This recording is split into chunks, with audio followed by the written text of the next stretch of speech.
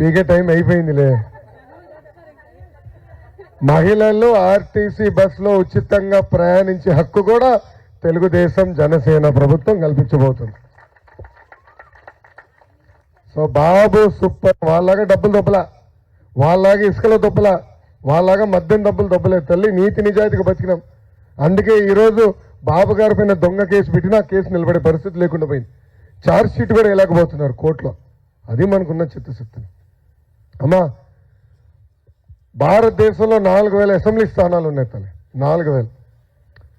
నేను ఒకటే చెప్తున్నా, 5 సంవత్సరాల్లో వాళ్ళందరూ ఎక్కడ బాగా అభివృద్ధి సంక్షేమం జరిగిందని ఆలోచిస్తే వాళ్ళకు గుర్తొచ్చే మొదటి నియోజకవర్గం మంగళగిరి లాగా తీర్చిదిద్దే బాధ్యత నాది తల్లి. కరకట్ట కమలాసన్ లాగా నాకు నటన రాదు, నాకు రాదు తల్లి. లేదంటే మా ముద్దల మావయ్య బాలేబాబు గారితో నేను పోటీ పడేవాడిని. మంచి పోటీ ఇచ్చేవాడు. నాకు నటన రాదు తల్లి, నాకు రాదన్న. ఏం చేద్దాం చెప్పు. నేను ముందు ఉన్నట్టుగా చెప్తా, చేయలేకపోతే చేయలేనని కూడా చెప్తా తల్లి. అమ్మ, మనకి మౌలిక సదుపాయాలు కల్పించాలి. బాగా నీటి సమస్యలో మీరు అనేక ఇబ్బందులు ఎదుర్కొంటున్నారు. మేము ఇప్పటికీ హామీ ఇచ్చాం, ప్రతి ఇంటికి పైప్ లైన్ ద్వారా ప్రతి ఇంటికి నీటి కుళాయి మేము అందిస్తాం. అది మొదటి హామీ. రెండోది భూగర్భ డ్రైనేజ్ కూడా అవసరం తల్లి. ఎందుకంటే ఒక ఇంటి నీరు వెళ్ళి వేరే ఇంటి ముందు లాగుతుంది, మళ్ళీ వాళ్ళకి మనకి గొడవ. లేదంటే 2 గడపల దాకా వెళ్తే ఆగితే మళ్ళీ 3 ఇంటితో గొడవ. దీనికి శాశ్వతమైన పరిష్కారం భూగర్భ డ్రైనేజ్ తల్లి. అన్న ఎన్టీఆర్ నిమ్మకూరు ఊర్లో, ఆయన ఊరు నిమ్మకూరు తల్లి. ఆ ఊర్లో నేను భూగర్భ డ్రైనేజ్ చేశాను తల్లి. అద్భుతంగా ఉంది. ఒక దోమ కూడా లేదు. 8 సంవత్సరాలైంది, ఒక రిపేర్ కూడా లేదు. సో భూగర్భ డ్రైనేజ్ శాశ్వతమైన పరిష్కారం, అది చేసే బాధ్యత నేను తీసుకుంటా తల్లి. చివరిగా గంజాయి కూడా మనం అనేక ఇబ్బందులు ఎదుర్కొన్నాం. ప్రతి ఇంటికి గంజాయి వచ్చేసింది తల్లి. ఒక తరాన్ని నాశనం చేస్తున్నాడు జగన్మోహన్ రెడ్డి గారు తల్లి. మీరు అడగచ్చు, ఇది కూడా జగన్మోహన్ రెడ్డి గారేనా అని. ఏమ్మా, ఎంత అన్యాయం అంటే ఈరోజు వాళ్ళ పార్టీకి చెందిన ఎమ్మెల్సీ అనంతబాబు ట్రైబల్ ఏరియాలో గంజాయి పండిస్తాడు, అతనే సప్లై చేస్తారు. వాళ్ళ కార్యకర్తలు ఈరోజు అమ్ముతున్నారు తల్లి. ఇక్కడనే కాదు తల్లి, చిత్తూరు జిల్లా వరకు వెళ్ళింది గంజాయి. నేను పాదయాత్ర చేస్తుంటే అక్కడ ఒక తల్లి కలిసింది. తల్లికి 3 అమ్మాయిలు. పెద్ద అమ్మాయిని గంజాయికి బానిసలు చేసి శారీరకంగా వాడుకున్నారు వైకాపా నాయకులు తల్లి. 45 రోజులు హింసించారు అతను చెల్లమ్మని. 45 రోజుల తర్వాత తల్లి తెలుసుకుంది.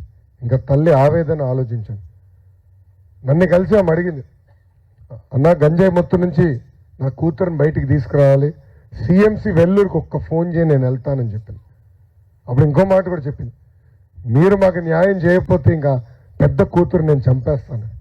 అదేంటమ్మా అంత మాట అన్నామంటే, మిగతా 2 కూతుర్లన్నా బాగుంటారు కదా అని చెప్పింది.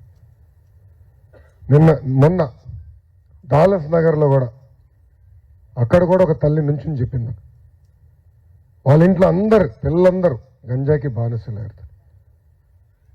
నిజంగా ఆ తల్లిని అభినందిస్తున్నాను. గంజాయి కానీ ఒక్కరు బానిసలు అయితే ఒక తరం నాశనం అయిపోతుంది తల్లి. గతంలో బాబు గారు ముఖ్యమంత్రిగా ఉన్నప్పుడు ఏనాడు గంజాయి రాలే మనకి, కానీ ఈ ప్రభుత్వం వచ్చింది, అది వచ్చింది. దానికి చెక్ పెడతాను.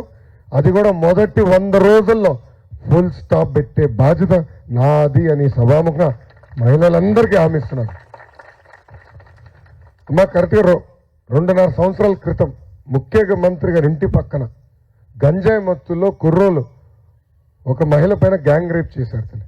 వాళ్ళు ఇప్పటికీ పట్టుకోలేదు తల్లి, వాళ్ళని ఇప్పటికీ పట్టుకోలేదు. చూడండి ఎంత అన్యాయం.